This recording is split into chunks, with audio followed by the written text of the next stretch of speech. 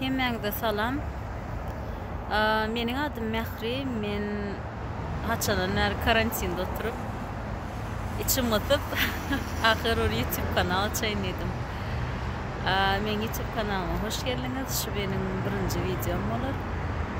Entek çinim aytam kamerada da satın alamam. Gene надеюсь, в ближайшем будущем alırım. Men şu wagtda koronavirusun aytalyr epicentrinde yerleşen Amerikanyň New York şäherinde, New York ştatynyň Brooklyn rayonunda yerleşen, bu şerde yaşayan, işleyen, düşünmemiş. Ve ahirim şu YouTube kanalı açayım dedim. Asla haçanan açayım diye pikir edip oturdum da yöne. Bir hili hiç elim değmedi mi ne ememi, bir datlara bollu da bilemok, hiç açma el değmedi. Bugünler olsa dine koronavirüsle öyle oturup başka ederi işim olmasam ahir açayım dedim.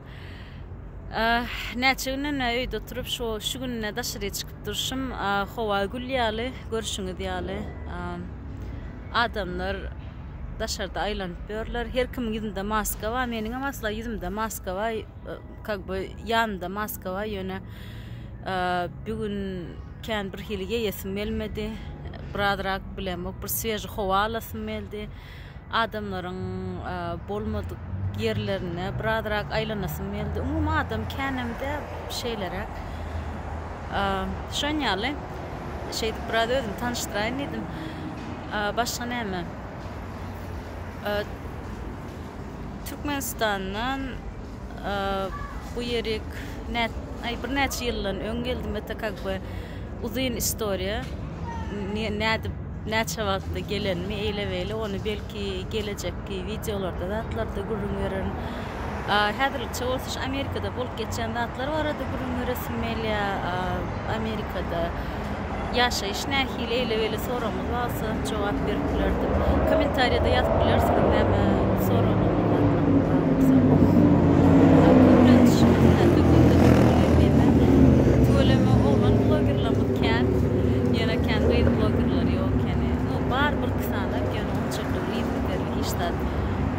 blog eden o kenarda ya belki men öğrendim bilemem. O zaman benim bir gıydı olup belki gıydılara değiştirerek kabir videolar ederim bilemem. Görürüz yağdayı.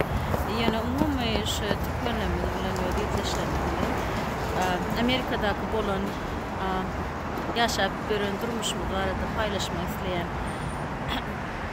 umumi şeyle blogun ya şu YouTube'da kanalını açmamı bir neçe sebebi var. Men şonu bir aydıp yoldan ayrasım gelýär diýeli.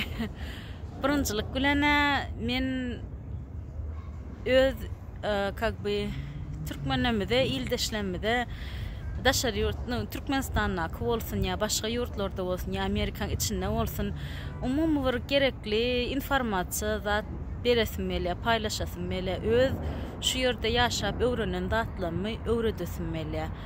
Belki o zatlar eýem adamlar bilýändir. Men bilemok ýöne belki şol bilmeýän adamlara bu kömek bolup biler.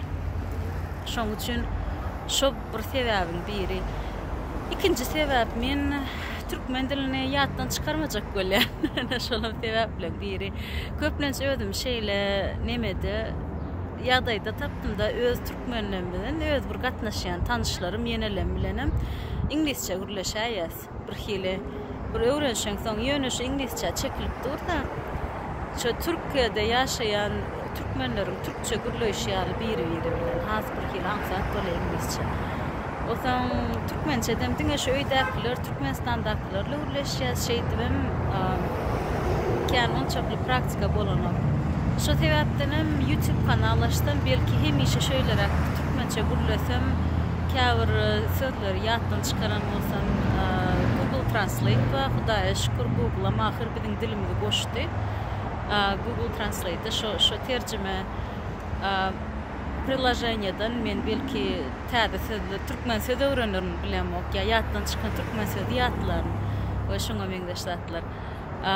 Olam bir sebäp. Başga näme sebäp bar? Umumi belki öz yine de edil bura sebäbi belki sebäpli pasam edip bilemok. Biraderakşı öz Türkmen yaşlarımız biraz aydalı ruhlandırmak isleyen. Ruhlandırmak diýende de nähile. Men köplen şeýle neme ünsürdüm de käbir ýerde biziň öz adamlarymyz hökman türkmenemde belki SNG diýdi Orsiýetden umumyş SNG ýurtlaryndan adamlarymyz bir hili özlerini gaty pis odatda saklaýarlar. Bir hili ösesi gelen okmu bilemok ya gorkýarlarmy? Oson şu öňe sürmek üçin bir ýokary galmak üçin kan ya yol tapan oklarım bilemok. Oson şoň üçin men adamlara biraderak bilemok yol görkezip ya ruhlandırıp ya o nedin gorkmaň şeýle beýle diýip bir şoňýalrak bir sözler aýdyp biraderak adamlaryň nemesini samouverinesini da özüniň anamjylygyny galdyrmak isleýän. Şoň üçin käbir video biraderak içinstirak bolmagy mümkin ýöne ondan belki şu meniň videolarym kömek eder diýip umyt etýän. Umumy birinji isleýän adam şol aýdaly adamlara kömek edip adamlara ýol görkezmek, öz öwrenen zatlarmy öwretmek hoşuma meňdeşler. Ýene de bir sebäb biri mene ýam aýtdym. Koronavirus. Men asla bu bagtly men öýden işleýän. Oson öýden işleýän amman ýene onda da nemede sırany elinde wagt köprek bolýar. Oson kino görýän, dat etýän, oson bir hil içimizde. Şeýdem ahir elimde wagt köprek wagt şeýdem nemeden dedim. Vlog açaýyn dedim özüme. Ine de tanıştyk. Gelecekde de men size New York'un içinde da bolup geçen ya da başka ştatlara gitsem ya başka yurtlara gitsem bilemok. Şu yerlerde görün, eşten ütgeçecek zatlamaz şolary görkezlerini sizinle paylaşar, halarsınız diýip umyt etýän. Häzirem biraderak aýlanmak etjek. Ýene de bir yerimden turup biraderak bir aýlanaýyn. Bolmasa halys öýde oturup sünklem gatak gitdi. Şoň üçin ýene de görüşeriz. Şu wada çen hoşlaşýan belki häzir ýolary bir ütgeşirak scena dat görsem ýa bir zat görsem belki onam snimaja edip şu videoň arasyna goşarym. Şoň üçin häzirlikçe sag bolun. Dinläniňiz üçin meniň sahypama geleniňiz üçin kommentariýa oýma ýatdan çykarmaň haýty tema hakynda gürlemeğim isteseňiz men siziň isleýärliňizi berja etmege çalışarym. We şurada kolakolçik vardır YouTube'da, şu kolakolçiğe de bassanız men täze video zakачать etsem size şu kolakolçik habar veririm. Nähri täze video zakачать etdi diýip.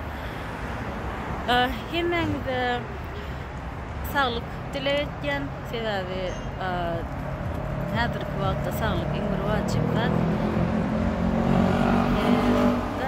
Özümde goja seretim kesel adamlardan daşrak durjak bolan.